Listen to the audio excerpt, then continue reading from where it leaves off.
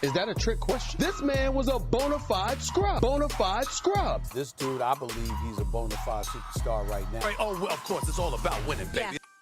Welcome to another episode of the Star and Scrub NBA podcast. I'm your scrub, Peter O'Keefe, and it is my great pleasure to welcome a man who knows everything about basketball, covers everything to do with basketball, and if you're not following this guy on Twitter, then you're really missing out. Lachie Everett, welcome to the podcast. G'day, mate. That's a generous interpretation of what I do, but I'll take it. Very nice. Alrighty, how's your afternoon been? We're recording this about 5 o'clock on a Wednesday, Arvo. We've just watched the Opals, unfortunately, go down in their quarterfinal against the United States. Any comments on that performance? Not really. We all knew what was going to happen. We just thought it would be less embarrassing, I guess to say. But I think it's a quiet whimper to end an era of with this current Opals group, and we'll move on to the next group. And because we've been so good at developing, we've got 2-3 stars already ready to take over for Sydney next year. Yeah, let's look forward to it. Anyway, let's get on to the big one tomorrow, the Boomers against Team USA tomorrow afternoon. But before that, what did you make of last night's game against Argentina? Because it was close-ish in the first half, and then we absolutely blew them away. Super impressive. What was the most impressive thing from your point of view, and what, I guess, was the main takeaway moving forward to this semi-final against Team USA? I think the big one was the defense looks as good as it can probably get, and that's the thing against Team USA, that you're going to need the defense to even get close, and we've been there in moments, especially in that Marvel game in 2019. We just were on a string and we held them well, but they've got different guns, they've got different mercenaries this time round, and I think that with all of the sprinkles Pop has been given, he sort of knows what's going to work and what's not going to work against this team, and I think that I don't believe Gorge is the tactician that Lamanis is, but geez, Gorge can inspire a team better than probably anyone, and I think there's only so many X's and O's you can go through. It's just off pure pressure, enthusiasm, and luck that will get past these guys, but it's not do or die. We'll go to the bronze medal game, but if you win, you default to a silver medal, and that's pretty good either way. Yeah. You just spoke about the defense there. What have you made of the overall campaign of the Boomers throughout these 4 games? Has there been anything in particular or any one individual that has really impressed you throughout this Olympics so far? There's 2 categories to that. There's the person who's most surprised me and the biggest factor. The biggest factor has been Thibault. I think he probably by far the most athletic Boomer we've ever had, and his just awareness and deflections alone have added a whole new thing to this Boomers team. But as well as the steals, blocks, and man-to-man defense, he's just been phenomenal, and it's this out of nowhere, unexpected piece that we have just gotten, and we get it, and we're going to have it for the rest of our, hopefully, Boomers' tenure with him. And then I think he's just added this element of athleticism and truly all-NBA defense we've never had before. But if you're talking about most impressive, I think Nick Kay. Nick Kay, he's been absolutely massive. Really unheralded, I think. I'm pretty up and about because I got my Matisse Thybulle. It was a 76ers jersey, not a Boomers jersey, but I got my Matisse Thybulle 76ers jersey arrive in the mail this afternoon, just in time for tomorrow's game. So really up and about with that. Back on to last night's game. We started off slow. They scored, I think, 22 in the first quarter, but then we limited them to 37 in the final 3. Ended up winning by 38.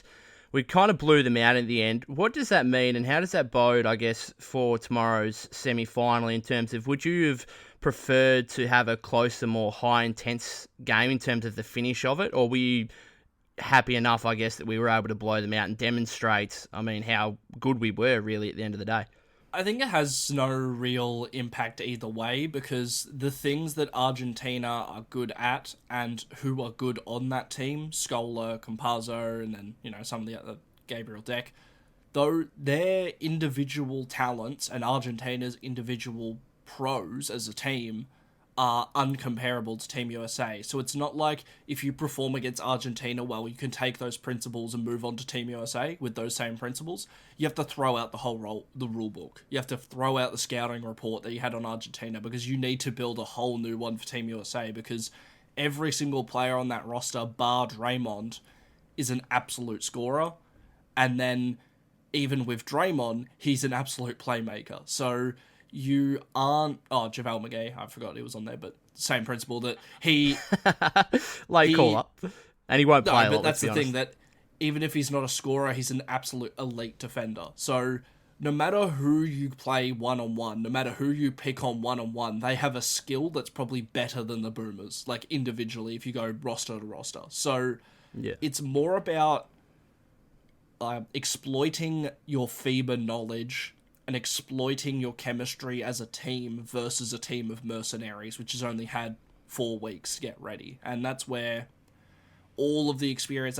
And that's where this is Gorge's moment. This is to see where he is, because he has to have some trick up his sleeve. We've been waiting to see if Jock Landale is going to use more screen playmaking, the old Bogut illegal screens. He's used it probably 5 times total, couple in the exhibitions, couple in Argentina, but is there a X factor we have? Is that Josh Green? We haven't seen him at all, but do you really trust him? Though we don't know if Gorge trusts him because we haven't seen him, but you're going to need Josh Green against Team USA because you need length and defense and height. So there has to be an ace up your sleeve. I don't know if that's just putting steroids in Joe Ingles and making him confident. I have no idea what it is, but there has to be a trick. I don't know what the trick is, but I remember that USA exhibition game. Jeremy Grant put Paddy in fits defensively because of his size and length. So what happens if they triple Paddy? Do we trust everyone to make shots? There's some guys we do, some guys we don't. But how do we balance that?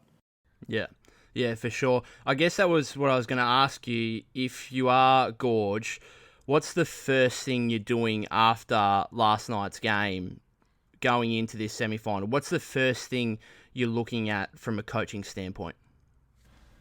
I think all these guys know every player on that team, like Team USA. They know who they are. They know the scouting report. They either do it in their normal job or they watch it with the Boomers anyway. They've probably done the prep. This is more or less your grand final game. There's no more research. There's game 7. There's no more research. There's no more scouting. Just go out there and play. I don't know if that's Gorge's idea, but at this point, there's not much, you're going up against Devin Booker and then he gets subbed off and then Damian Lillard comes in. You're not...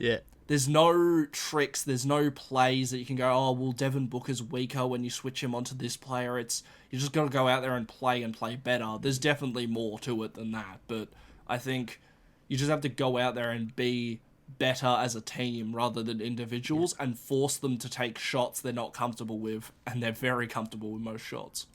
Yeah, well, they're NBA All-Star caliber players at the end of the day, let's be honest. One thing I did want to mention, we've had really slow starts in all these 4 games. I think we've been tied at the end of the first quarter in 2 of the games, and then we've been down in the other 2. We actually haven't had a lead at the end of the first quarter of any of these games. I think that's going to be really important tomorrow in the semi-final against Team USA.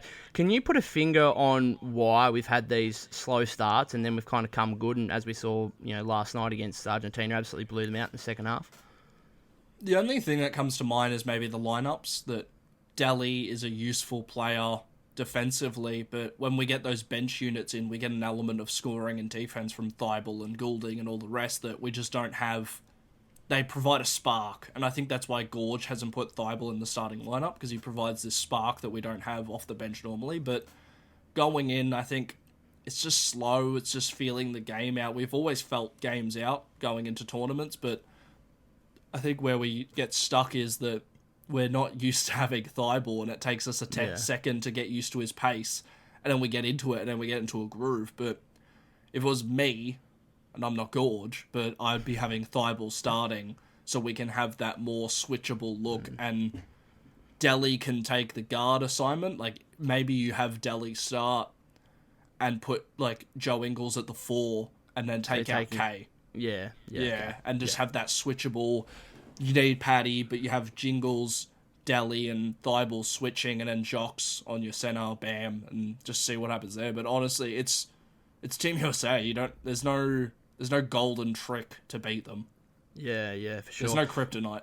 Yeah, definitely. One thing I've been super interested in across these Olympics, because I watch a lot more NBA than I do NBL and also international basketball, obviously, and it's fascinating how Gorge has worked his rotation so far in these 4 games.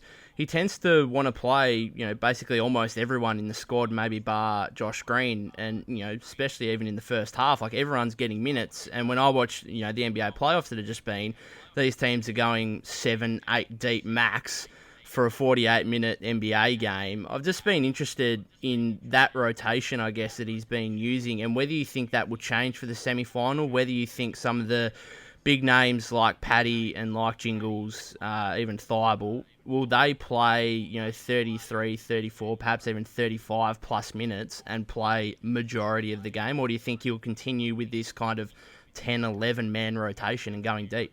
I think it depends. The main reason that comes to mind is maybe the fouls, that you only get 5, and Gorge is used to having 5 in the NBL, but some of these guys are not used to it overly, and you want to be aggressive with Team USA. You don't want to be passive. So I think going in with a deep rotation helps, because you want to be able to foul. Like, you can't get away with the fast break fouls, but you can have a blocking foul to stop them getting to the ring, and you can use up those fouls a little bit.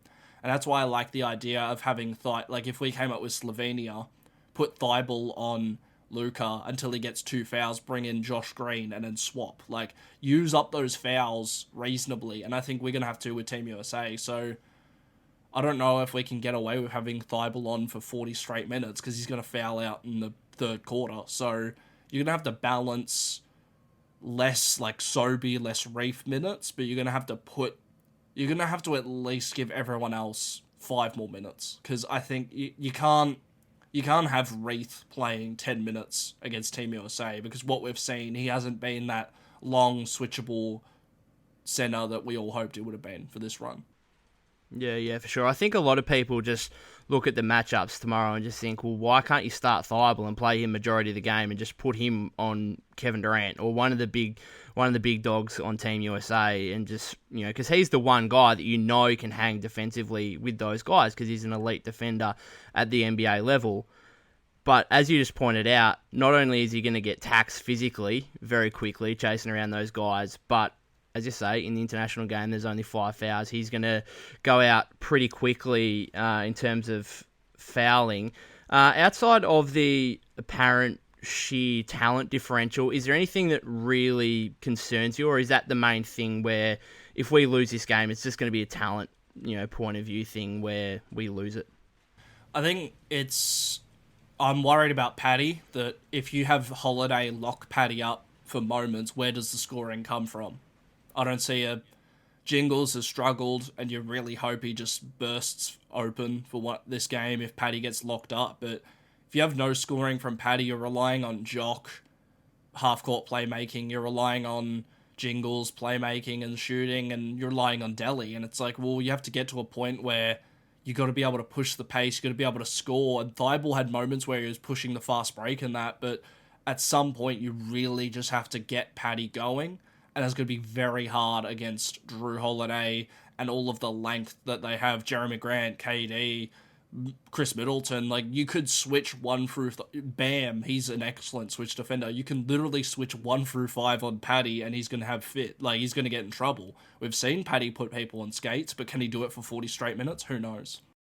Yeah, I think that's the big thing in terms of our defense, because if we get stuck in half-court sets, as you just mentioned, all that switching versatility on defense for Team USA, I think we're going to really struggle if we have to get into a heap of half-court sets. So for me, I think it's about our defense and then trying to obviously get rebounds, which I think we've struggled with a little bit in terms of the defensive rebounding and whatnot so far these Olympics. The only positive, I guess, going up against Team USA is they don't have a lot of, yes, they're long and tall at every position, but they don't have any genuine kind of 7-foot guys apart from JaVale, but he won't play a whole lot kind of thing that will, necessarily crash the boards a whole lot. I spoke before about, potential Thibault on Durant matchup or Thibault on any of their star players. Is there any matchups, one-on-one kind of thing that you look at and think this is going to be a great contest and I'm really looking forward to being entertained by this battle?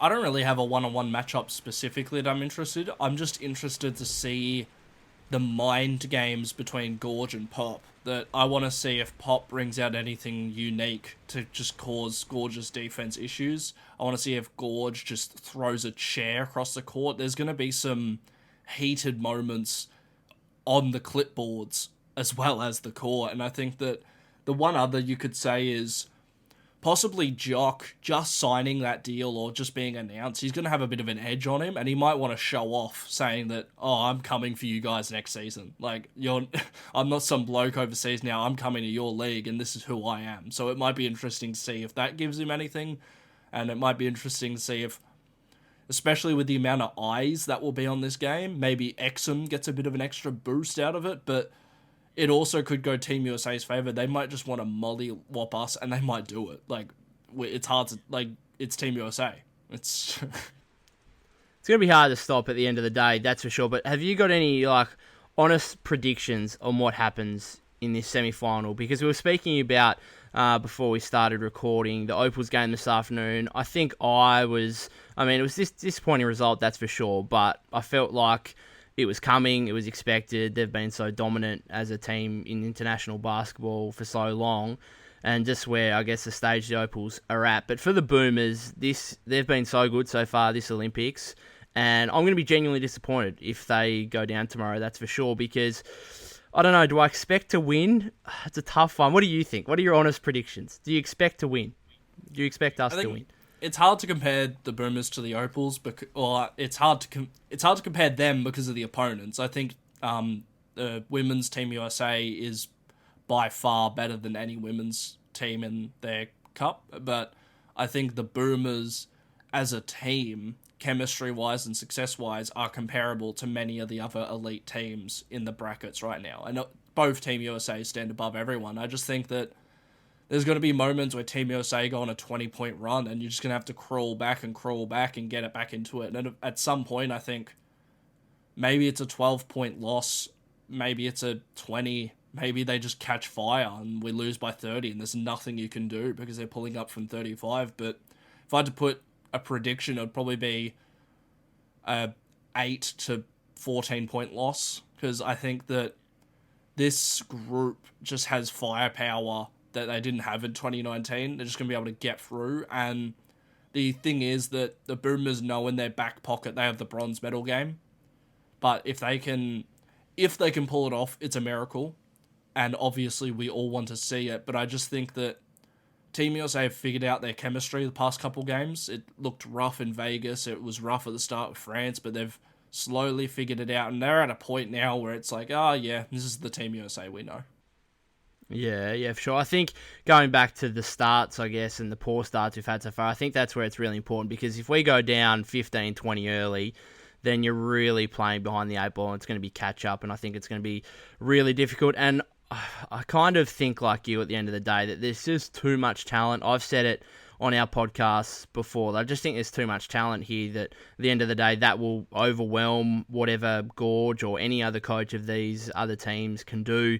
From a strategy standpoint, I think talent at the end of the day wins basketball games, and they've got enough talent there to probably get the job done by a similar margin of what you just said. I think we can be competitive, and it might be an honourable loss, and the boys aren't going to be happy with an honourable loss, but that's probably the most likely outcome at the end of the day.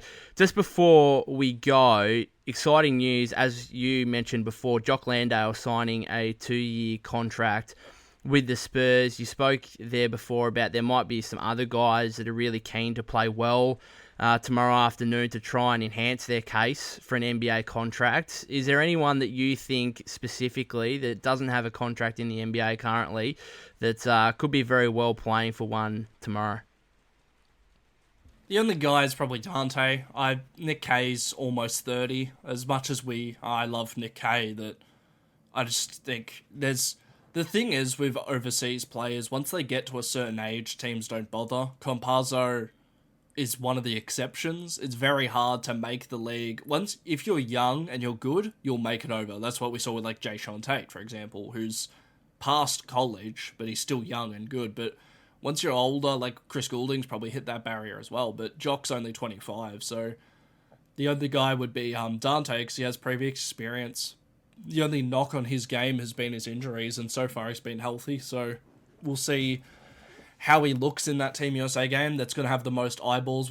If his defense looks really good against those Team USA guys, he might get a sniff, but because Summer League's going to clash with the Olympics, it's going to be hard for Dante to even, put his foot in the door, so it's going to have to be from the Boomers campaign, and depending on what happens, he might get a sniff here and there, but maybe preseason, but I think Dante is going to have to pull the I'll sign overseas, look really, really good, and then come back. But as we know, we've been surprised by other signings. I was surprised that Jock got a deal. I thought he would wait until the end of Tokyo to sign a deal, but who knows? I think if you're saying one person, it's probably Dante. I don't see Daly getting back. I don't see any of the other guys. I don't see Chris Goulding getting a bone thrown at him. So yeah, I've been super impressed with Dante, and he's got skills and attributes that translate to the NBA level. It's a reason why he was pick 5 in the draft so long ago, and I've been super impressed. He's obviously looked healthy. He's looked really athletic. He's got that 6'6" frame that can get to the rim. He's not a shooter. He's not going to take you off the dribble as such, but he has knocked down the odd catch and shoot here and there. He's a very, very good perimeter defender. So I'd be surprised if he doesn't get some kind of, I don't know if it's a 2-way contract or something like that. But yeah, Dante Exum, the only, I guess, slide I've had with him in these Olympics is sometimes he's too aggressive going to the rim and he's a little bit tunnel vision. Yeah, and that kind of thing. That would be my only, I guess, question mark. That's what I've been saying, that you need to turn those offensive fouls into free throw attempts. That's the only real thing I've said. But, I forgot to mention the G League. That's obviously a huge pathway that it's hard to say, 5th overall pick, being healthy in Tokyo, G League, give him a chance. Like, G League is going to be he's going to have to consider that heavily, I think, going forward, put it that way. Yeah. Well, I'm thoroughly looking forward. I know all of Australia are thoroughly looking forward to seeing what the Boomers can do tomorrow afternoon. And Lachie, thank you very much for joining me on this episode of the Star and Scrub NBA podcast. All good, mate. Have me anytime. That's great, mate. Thank you very much. And for everyone listening, subscribe on Spotify, iTunes, and wherever you get your podcasts, and on Instagram, Twitter, and Facebook on social media. Cheers, guys.